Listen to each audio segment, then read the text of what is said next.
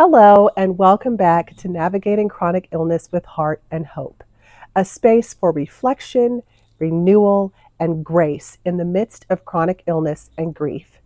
I'm Valerie Alawiye, and I'm so glad you're here today. Today, we're going to talk about something that many of us never expect, but that changes everything in an instant in ways that are both profound and overwhelming. The moment of new diagnosis.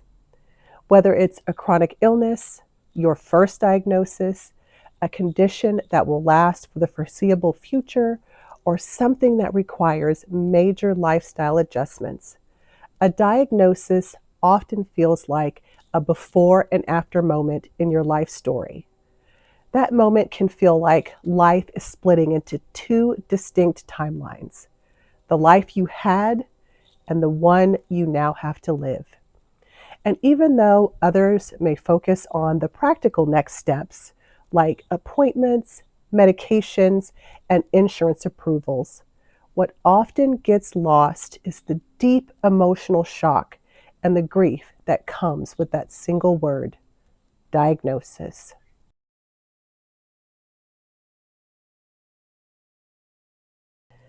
In past episodes, we have discussed the many layers of grief that come with chronic illness, that include friendships that may shift because you can't participate the way you used to, work that may change if your health now limits your energy or impacts your performance, and dreams that may be altered when certain paths no longer feel realistic. But in the space of new diagnosis, grief takes on a very specific form.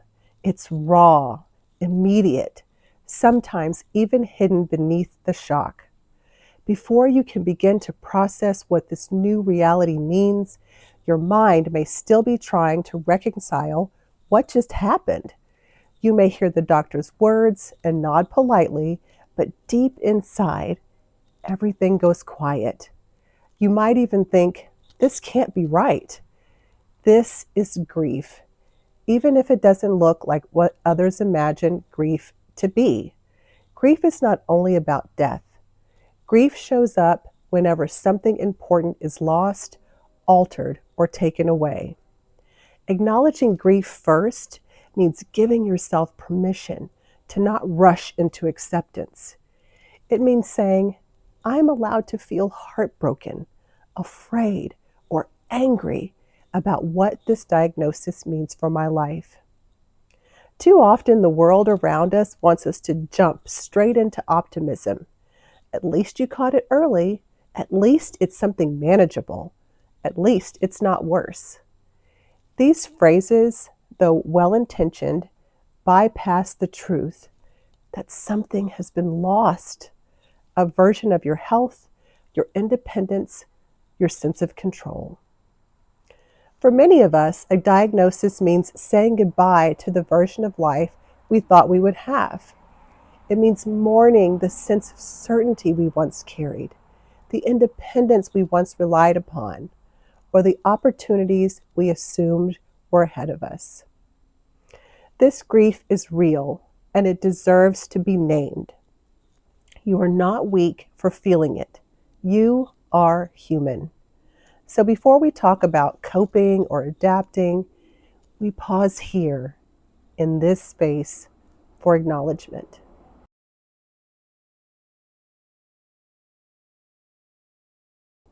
When you first hear the words that define your condition, it can feel like someone has changed the language of your life overnight.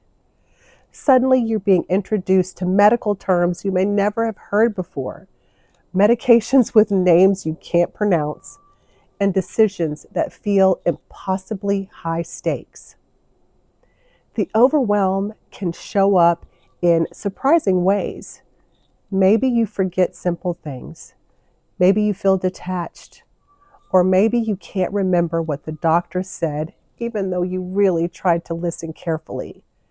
This is not weakness or denial. It's the brain's way of protecting you. Shock is a natural response to sudden change. It keeps us functional in the short term, But if we stay there too long, it can prevent us from truly processing what's happening to us. This is why it's important to slow down, to breathe, and acknowledge the impact of the moment. If you've ever felt frozen, unable to cry, to plan, or to even move forward, that too is a part of the body's way of managing the overwhelm. Please give yourself some grace. The path to healing begins with recognizing that there is no right way to feel in those first days or weeks after diagnosis. Some people dive right into research, trying to learn everything they can. Others shut down, avoiding all mention of their condition. Both are valid. Both are ways of trying to regain a sense of control when life suddenly feels uncontrollable. Over time, you will begin to find your footing again. But in the beginning, it is enough to simply survive the wave of information and the emotions that comes your way.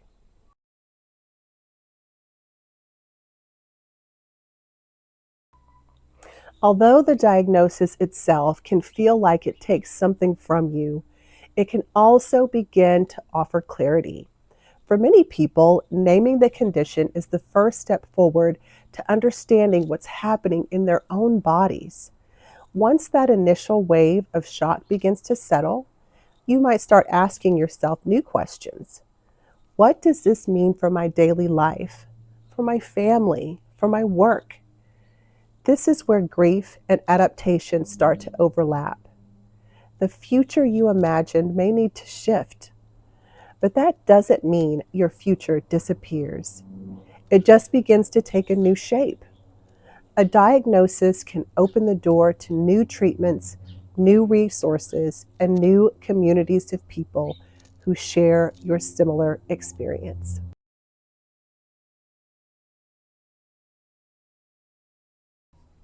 When you are newly diagnosed, it helps to take things one step at a time.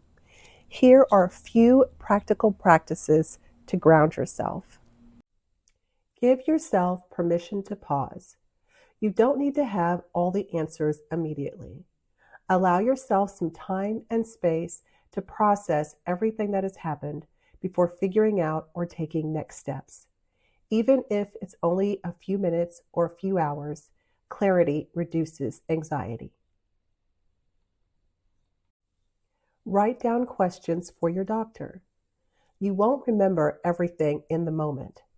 Keep a piece of paper handy, and as questions come to mind, jot them down and have them ready for your next communication with your doctor. Track your daily rhythms. Pay attention to your energy, your symptoms, and your emotions, and track them on a piece of paper, in the Notes app on your phone, or in a document or spreadsheet on your computer. Doing so gives you valuable information for both medical care and self-care. Look for credible resources. Patient advocacy groups and medical foundations often provide education written for people who are new to a condition. You can obtain a list of resources from your doctor or by searching online.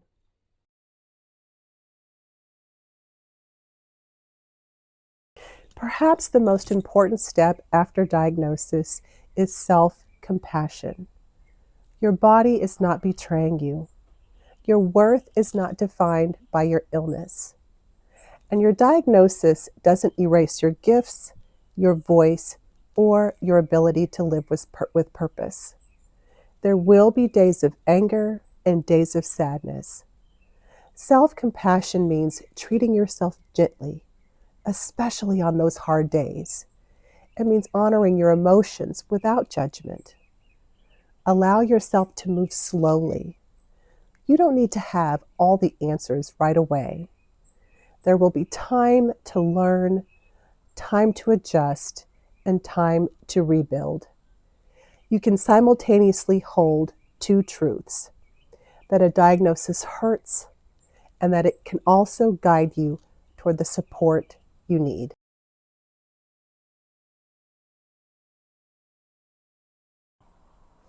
In moments like these, connection is not just helpful, it's essential. You may need different kinds of support at different stages, including medical, emotional, spiritual, or practical. This might be the time to reach out to a therapist or counselor who understands health-related grief, or to connect with a coach who can help you to begin setting gentle goals when you feel ready. You may also decide to tell one safe person in your inner circle. You don't have to disclose to everyone, but confiding in someone you trust reduces the feelings of isolation. It might mean asking a friend to attend appointments with you, or letting a family member know what kind of help truly makes a difference during this time. Remember, asking for help is not a sign of weakness. It's a declaration of your worth.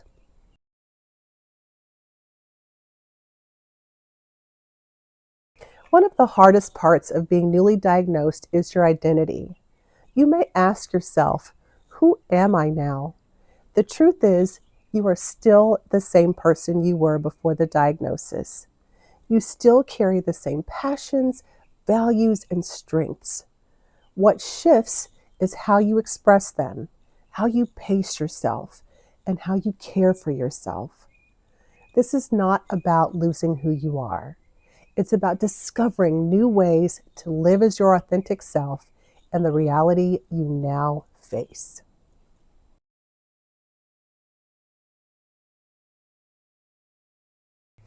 In time, the diagnosis that once felt like an ending may become a turning point.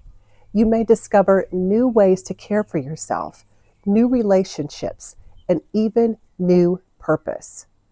That transformation doesn't erase the grief, it grows from it. Grace in this context is not about pretending everything is fine. It's about holding both truths at once. That something painful has happened and that healing is still possible. When life changes overnight, you are not expected to have all of it together by morning. You are invited instead to take one small, grace-filled step at a time. Hope after a new diagnosis looks different than the hope you had before. It's no longer about pretending everything will go back to the way it was. Instead, it's about finding new ways forward. Hope may be finding a new treatment that eases symptoms. Hope may be building a support system that truly understands. Hope may be discovering meaning, creativity, or leadership even in the midst of illness.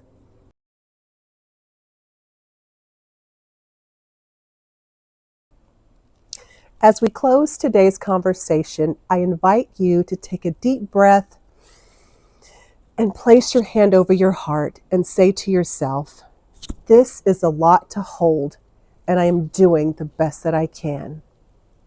If you're listening today and you're newly diagnosed, please know that you are not alone in this.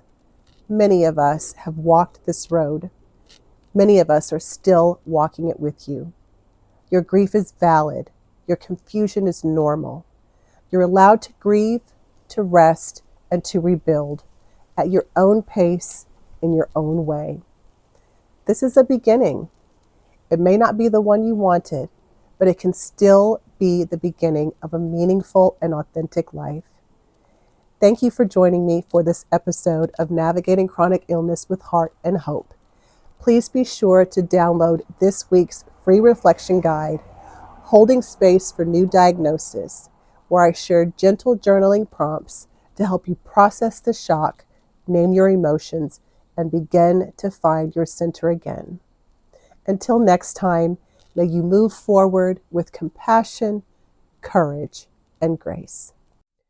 Download this week's free reflection guide, Holding Space for a New Diagnosis at https://coaching-for-illness.kit.com/holding-space-for-a-new-diagnosis.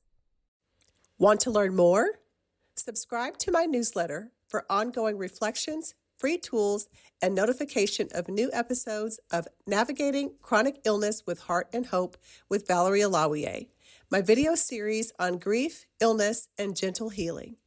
Or visit us on our website at coachingforchronicillness.com to explore options to receive more support.